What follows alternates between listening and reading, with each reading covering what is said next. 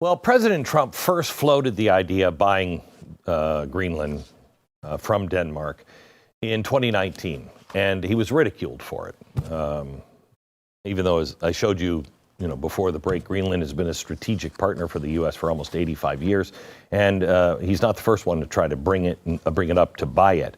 Bringing up the idea of Greenland caused a little bit of a rift with Denmark at the time. When Denmark insisted Greenland was not for sale, Trump canceled the trip to Copenhagen, which kind of ticked off the Danish, and the former prime minister called the move, quote, deeply insulting to the people of Greenland and Denmark. Now, it took about a year, but they got over it. The Trump administration patched things up enough to reopen the U.S. consulate in Greenland for the first time since 1953. Now, that's an important move for two main reasons: Russia and China. Greenland is rare. It's an emerging nation in the age of globalization. They are slowly gaining more autonomy from Denmark. In 2009, Greenland became self-governing when 75% of the voters approved the measure through referendum. Greenland has its own parliament, but it's still entirely dependent on Denmark for defense and a $500 million annual subsidy that pays for Greenland's welfare state. Still, the independence movement seems to be gaining steam in Greenland. This New Year's speech a few weeks ago, Greenland's prime minister said his country wasn't treated well by Denmark. It's still stuck in the colonial era, and it's time to move on. He also announced that, quote, work has already begun on creating the framework for Greenland as an independent state. That's right. It could be a 51st state. We're cool with that. What? Under its agreement with Denmark, Greenland has the right to hold an independent referendum, but it's still subject to approval by the Danish parliament. Now, why does this matter to us? Why should I talk to you about this? Well, because an independent Greenland without close U.S. involvement could see them partner with Russia and China instead. And when it comes to trade, minerals, energy production, Greenland is one of the last great untapped resources on Earth. We cannot allow it to fall into those hands. Now, the U.S. Geological Survey found the Arctic region could contain 30% of the world's undiscovered gas and 13% of its undiscovered oil. Greenland also has some of the world's largest untapped deposits of rare earth minerals, including graphite, copper, and lithium, that are essential for making all kinds of tech, vehicles, and planes. Now, China has had the stronghold on refining the Earth's rare minerals. And it's insane. The U.S. gets 72% of our rare earth minerals from China. That's not sustainable. In December, China stopped shipment of rare earth minerals to the U.S. in retaliation for new restrictions on the export of semiconductors and chip-making equipment from China. Is that a problem? China has also been pursuing opportunity and influence in Greenland for years. They tried to finance the construction of 3 new airports in Greenland, a deal which only fell through in 2018 when the then Secretary of Defense, Jim Mattis, lobbied the Danish government to intervene and stop it. Well, Danish banks then got together to offer an alternative financing deal that Greenland accepted. China owns a major stake in a mine in Greenland, and that was expected to produce around 10% of the world's rare earth minerals.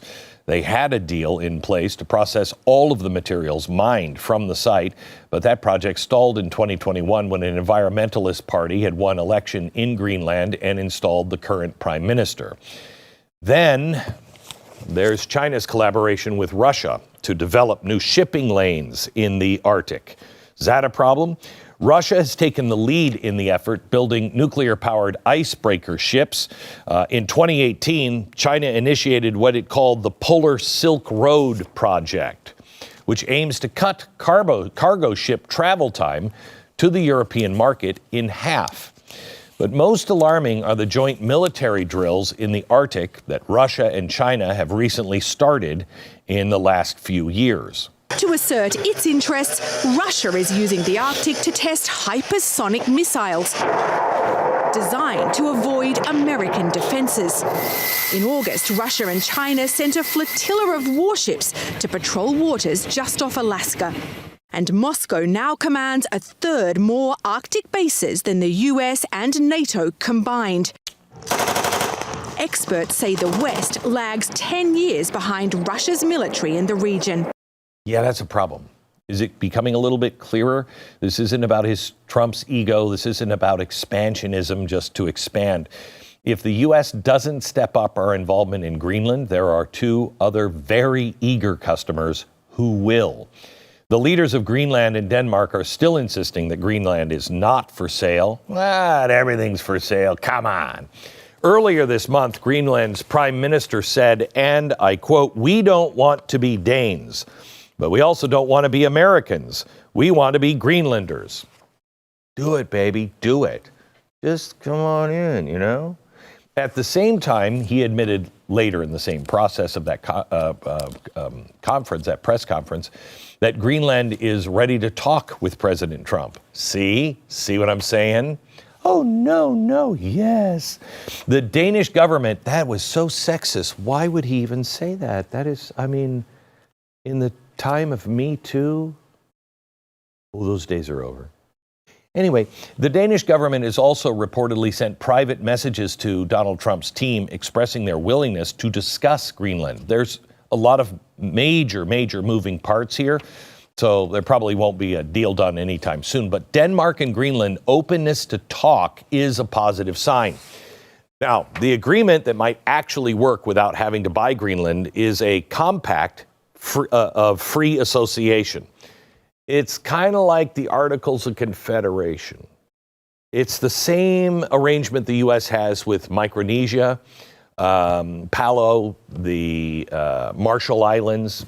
Basically, the U.S. gives economic aid to those guys, and then they have access to certain government programs like Medicaid, and their citizens can live and work in the U.S. In return, the U.S. gets to operate military forces and establish bases inside those nations' boundaries, and it works out well for everybody. A compact of free association with Greenland would give the U.S. essentially what it wants while allowing for Greenland's independence and not totally freezing out Denmark. Brampa. Some special trade privileges could also ensure China and Russia keep their paws off of Greenland's natural resources. Greenland is worthy of a serious conversation because of China alone. China has its tentacles spread all over the globe, including the other hotspot President Trump has been talking about lately, and that is the Panama Canal. We go there next. The Panama Canal Zone is sovereign United States territory, just as much as Alaska is, as well as the states carved from the Louisiana Purchase. We bought it, we paid for it, and General Torrijos should be told we're going to keep it. I was too young to remember when Panama was in the news, other than Manuel Noriega. Remember that guy? That was Ronald Reagan on the campaign trail in 1976, 50 years ago. Kind of a good reminder, Panama Canal has been a contentious issue for the U.S. for a long time. So when President Trump brought up the Panama Canal last month, people went nuts. Same with Greenland. But Greenland, we're not going to go in militarily for Greenland. We're just not going to do it. Would it be smart for America? Best $1 trillion investment we could ever make. Now, the Panama Canal, not baseless provocation. In some strongly worded social media post about the Panama Canal, Trump said, and I quote, "The Panama Canal is considered a vital national asset for the United States due to its critical role in America's economy and national security." Okay? Nothing controversial about that. I mean, it was ours. He went on to say that if certain conditions don't change with the canal, quote, "We will demand that the Panama Canal be returned to us in full and without question." Okay, Jimmy Carter gave this thing away. I mean, we're so stupid. We're like, oh, you know what? We're sorry for everything we did in 1400 and 1492 and a little bit ashamed of 1494. I'm so sick of this. We bought this land. Then we sold it for $1. See, kids, this is why socialism always ends to poverty. Now, 2 weeks ago, House Republicans introduced a bill that would authorize talks for the U.S. to repurchase the Panama Canal. I'll give you inflation of 100%. I'm going to give you $2 to get it back. In response to Trump's comments, the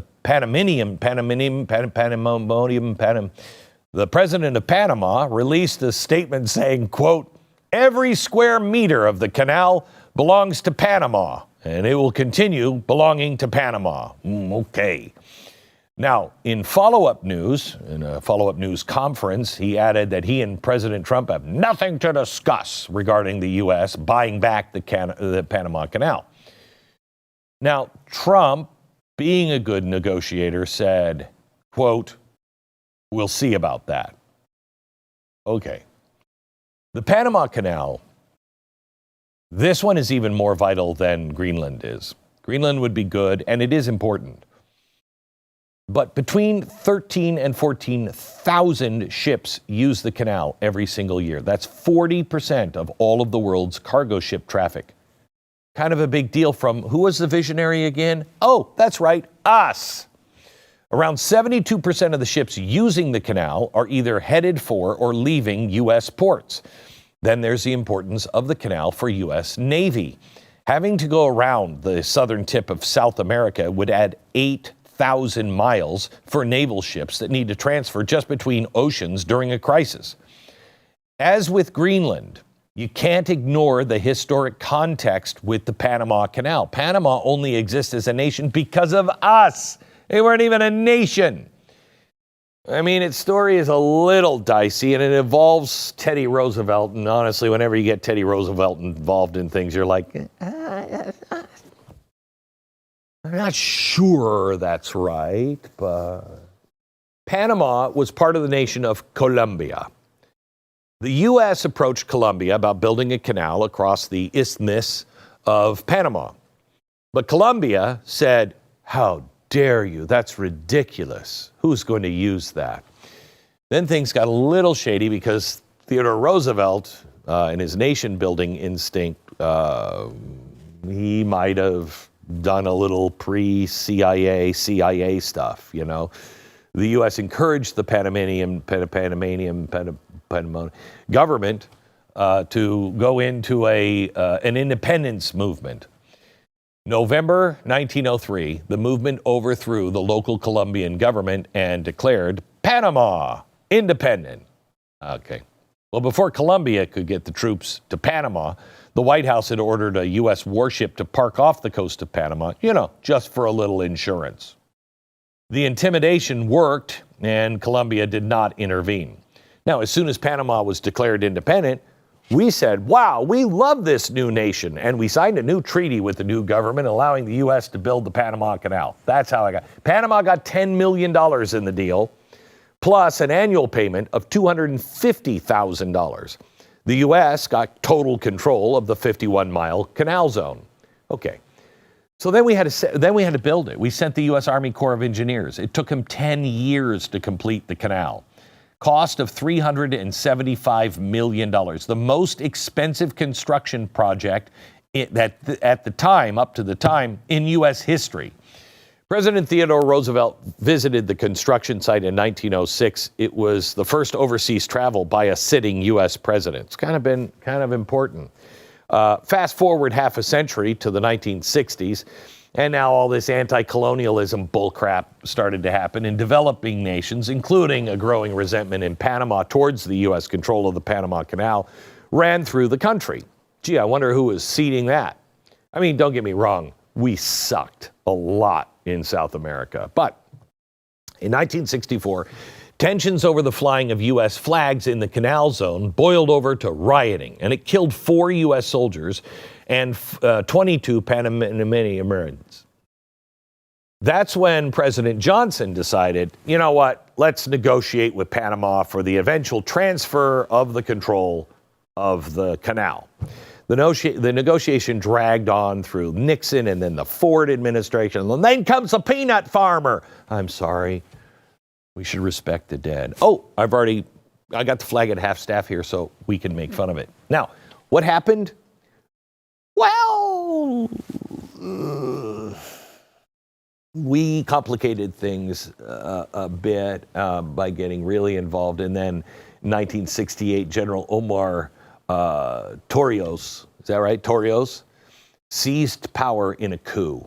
Coups are never good. Torrijos was close buddies with Fidel Castro. That association caused a major split in the U.S. Congress, with many Republicans opposed to giving up the control of the canal to a communist-friendly dictator. But luckily, Joe Biden wasn't in yet. Henry Kissinger, who was the Secretary of State under Nixon and Ford, grew concerned that the U.S. might end up in another Vietnam War type situation in Panama. And they said, let's get rid of this darn thing. By the time Jimmy Carter came in, he's like, yeah, you know what? I carry my own luggage. Actually, I don't, but I make it look like that. The baggage of Vietnam and CIA-backed coups in places like Guatemala and Chile created enough foreign entanglement that we were fatigued. America was fatigued by this. Congress was like, okay, just get rid of it. It's the Panama Canal Treaty. So 1977, Carter signed it alongside Panama's dictator. There they are, a dictator and Jimmy Carter. Hi, how are you? Well, I'm good. You just gave me a very strategic asset. So he died in a plane crash 4 years later. I wonder what happened. His protege, Manuel Noriega, rose to power in the 1980s. He wasn't a good guy. A brutal dictator, really. Massive drug trafficker. He pocketed hundreds of millions of dollars in drug money, among other crimes. It's kind of ironic that foreign entanglements and sponsoring regime changes that were helped to use and to push the U.S. into the Canal Treaty with Panama, because in 1989, President George H.W. Bush sent 27,000 troops into Panama to remove Noriega from power. It only took 2 weeks for Noriega to surrender. He was tried and he was convicted and spent most of the rest of his life in prisons here in the U.S., France, and then Panama. Control of the canal was officially handed over to Panama on December 31st, 1999. Wow, same time the English just handed over Hong Kong. Remember that? That wasn't a mistake either. Ever since, the canal has been operated by the Panama Canal Authority, which is owned by the Panamanian government. Well, guess who saw opportunity in the change of ownership of the Panama Canal? Right, China. At more than $480 billion, China's overall trade with Latin America countries is now 35 times more than it was when Panama first took over the canal. China has been so committed to Latin American influence that it even had a deal in place 10 years ago to construct their own canal across Nicaragua. Fortunately, the deal that fell apart was that one, because environmental concerns and the fact that the project would displace thousands of families. That's the one time I cheer for the environmentalist. In the meantime, however, 22 Latin Americans and Caribbean nations have joined Canada's Belt and Road Initiative. China, sorry. Guess who was the first to join that little Chinese party? Panama. China. Panama, shortly after, Panama cut diplomatic ties with Taiwan. Whoa, really? There are now 200,000 Chinese living in Panama. The U.S. is still number one customer of the canal, but China is now number two. The canal is a choke point that China seeks to control. It's controlled by a Hong Kong company. Wait a minute. Didn't the British give Hong Kong away in 1999 as well?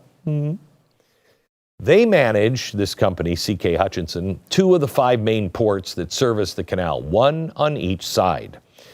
Chinese companies, as you know, do not operate independently from their communist government.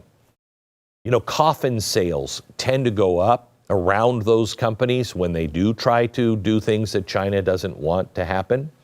China is currently building a 4th bridge over the canal. Now, Chinese tech company Huawei provides telecommunication service for much of the canal zone. Isn't that great? Now, that was the company that was banned from selling equipment in the U.S. since 2022. Why? Because of the backdoor spying software built into its devices. And surveillance cameras for the canal also provided by Hikvision. Hikvision, I love that. Is that a company out of West Virginia? No, it's a company largely owned by the Chinese government-controlled defense firm. Hikvision's surveillance cameras are used to monitor and arrest the Uyghurs in China. They help round all those people up. Just think what they can do here. All of this Chinese infrastructure that has been built up around the canal over the past 25 years could pose a serious U.S. national security threat. In 2021, a single ship ran aground and got lodged sideways, blocking the Suez Canal for about a week. Remember that? It cost the global economy $10 billion. Now, earlier this week, I talked to Gordon Chang, or was it last week?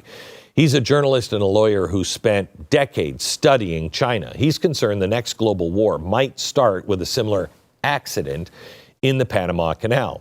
If hostilities broke out between China and the U.S., China could easily collapse their bridge over the canal or lodge ships at either side of the canal. It would not take much to cripple the canal and U.S. trade and naval capability along with it.